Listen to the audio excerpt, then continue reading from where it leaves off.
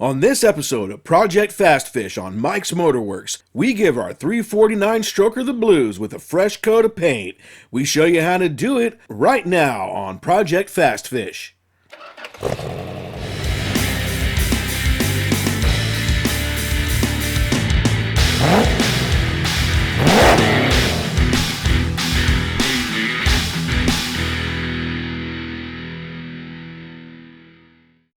Welcome back to Mike's Motorworks, and on this episode we have our smaller stroker, our 349 stroker, on the engine stand waiting to get its final coats of paint. We're really going to jewel this thing up and make it look like it came from the factory. So I'm going to show you some of the things that we've already done, and then we're going to take you through the process of putting that final coat on to make it look like it came from the factory. Let's show you what's going on. So a couple things that you already see on here, that this is already a wonderful shade of primer gray. We just simply used a rattle can paint of engine color primer. This came from Duplicolor, and Little John's Car Quest provided some of that for us. And it's really simple. All you gotta do is shake a can and put it on there. You don't want to get it too close when you're painting with primer, although it is flat, to help prevent runs. And you want to apply this as evenly as possible. Now you'll notice that there is little green things every so often, right? That's our tape because we don't want to paint certain areas. Example, this right here is our PCV valve, along with our oil dipstick, right? It came chrome, so we want to try to keep that chrome look. And of course, I never like to paint where the coolant goes, all right? Other places I decided to tape up were around the spark plugs, because you don't want the paint going inside of the combustion chamber for obvious reasons, okay? And of course, so it looks decent and clean when it comes off, I went ahead and taped up the engine oil filter, right? Another big area is this area back here. I needed some way to keep the paint from going into the oil itself and the water, because we did clean this before we painted it, and I'll tell you about that here in just a second, right? So we just simply put a plastic bag, grocery bag, around it, and then tape that up, protecting the aluminum, because this will be bare aluminum around this section right here. Now another big area was up in this intake area right up here, right? I went ahead and took a couple of plastic bags and gently stuffed them in. They're not too deep because you don't want that bag to get lost. And then I used some simple duct tape to keep that on there. Why duct tape and not painter's tape? Because again, this thing did see a cleaning with soap and water.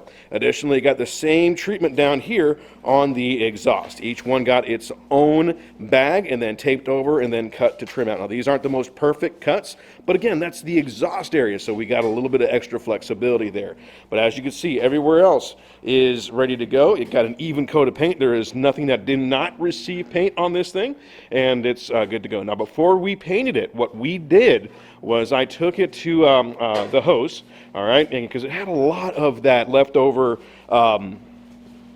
WD-40 on the heads and the block, and I gave it not only a spray down with a little bit of our brake parts cleaner, okay, but it also received a bath with a scrub brush and what have you, using a good amount of Dawn dish detergent and water and multiple rinses. I also gave it a quick squirt with the rust prevention stuff, the that Pour 15.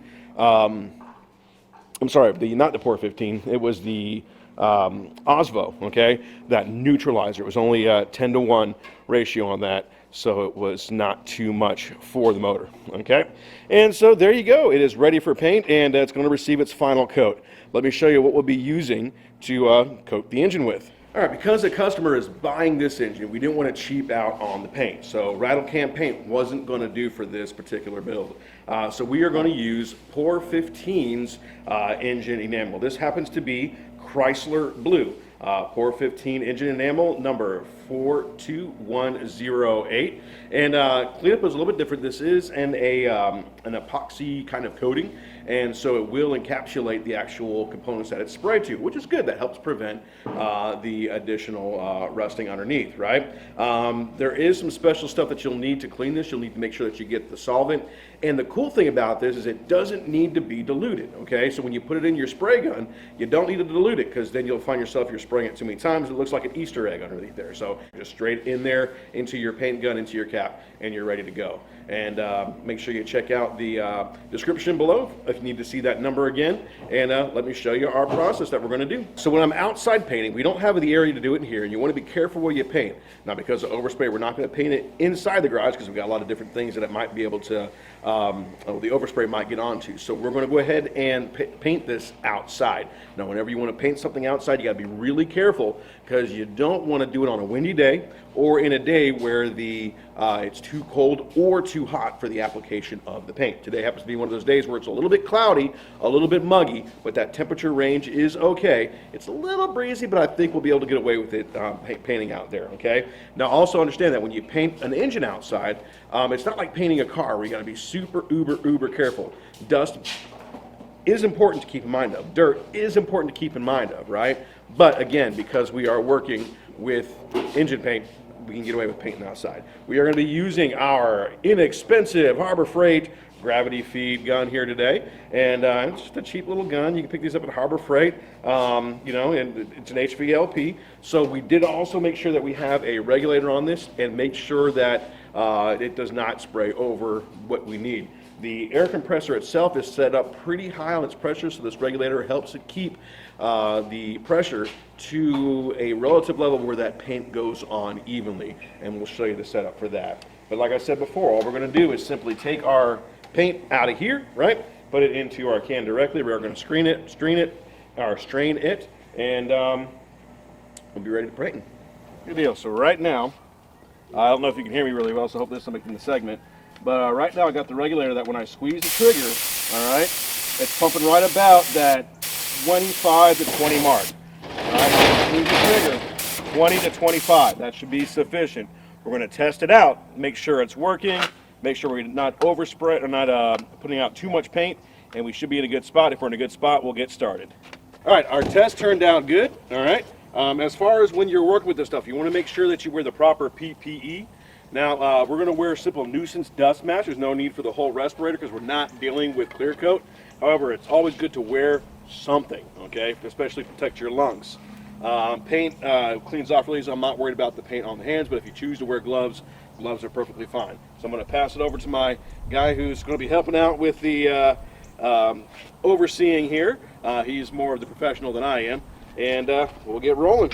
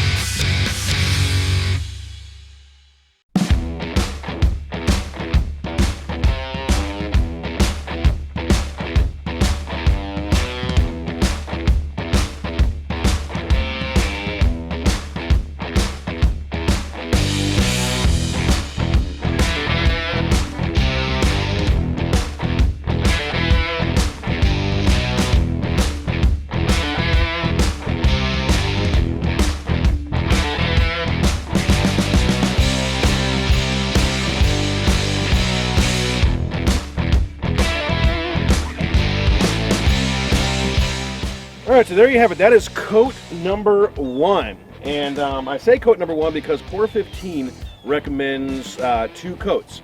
Now they recommend also that you wait 2 to 4 hours between coats. But we're going to go ahead and let this sit for about 20 to 30 minutes, see how it's feeling, and then go ahead and apply our second coat to ensure consistency. So we'll catch you on the next coat. All right, so this is coat number 2. Should go a little bit quicker because we got a really good coat for coat number 1. So here's what it looks like.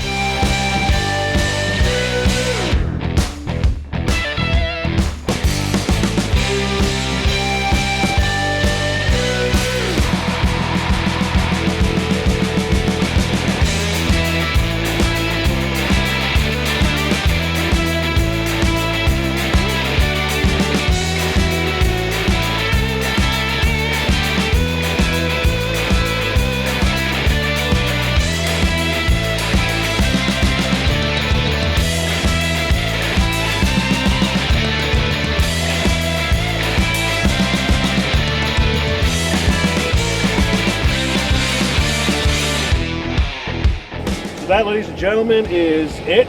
And yeah, that satisfies the engine looking pretty. We'll get a couple more shots here when it's all said and done with all the parts back on there before we wrap it up. And yeah, lucky buyer.